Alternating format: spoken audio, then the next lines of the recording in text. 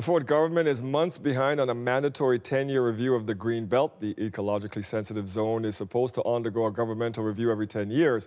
The latest one was due to start last February. Queen's Park reporter Sean Jeffers has been digging into this issue. Joins us now. And Sean, critics are concerned that there has been no sign that this review is even in the works.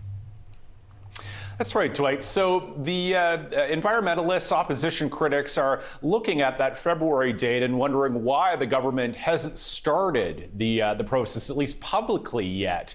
And this is a review that is triggered. It's part of the mandatory review built into the legislation. We've reached the 20th anniversary of the Greenbelt, and every 10 years a mandatory review takes place. The idea is that the Greenbelt is not a static it's not a static thing. It's not a static policy. It evolves. It changes with the population of the province, with climate change. And environmentalists say it's a necessary thing, especially as climate change impacts are being felt at a greater rate. Let's hear from Ontario Nature's Tony Morris about the need for this review.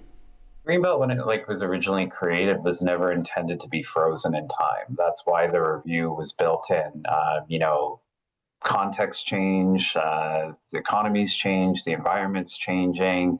So any sort of big land use planning exercise like the Greenbelt, you always have to kind of continue to evolve it over time through additional studies, through additional engagement with Indigenous communities. So, Dwight, one of the key catches here seems to be that the Greenbelt Council, this 9-member advisory group, an independent advisory group, however it is appointed by the government, has been allowed to go dormant. Its last member's term expired in June, and this council helps advise the government and create the report that is necessary to complete the full review. So the government has not yet acted on reappointing members of that council. So we'll have to see if it does that by the end of the year. So, Sean, what is the government saying about the status of this review, and how's the opposition now reacting?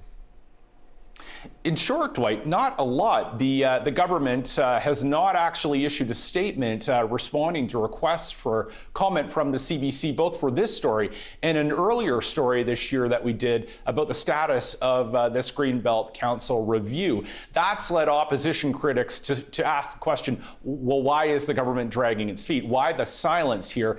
And their suggestion is that this is because it still remains a politically sensitive issue for the government after the Greenbelt scandal back in 2023, which caused the resignation of Municipal Affairs Minister Steve Clark and a backtrack by Premier Doug Ford, who had originally promised not to open the Greenbelt for development, went back on his word, and then again went back and reversed course when that scandal heated up. Let's hear from NDP environment critic Peter Tabuns about why he thinks the government has not pushed forward with this review.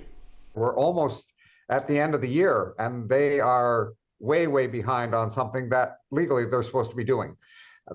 This is, I guess, the most innocent way you could look at it is they know that every time the word Greenbelt comes up, people think of the really grim stuff that they did trying to dismantle the Greenbelt a few years ago. The multi-billion-dollar favors to their friends, the undermining of Ontario's environment conservation.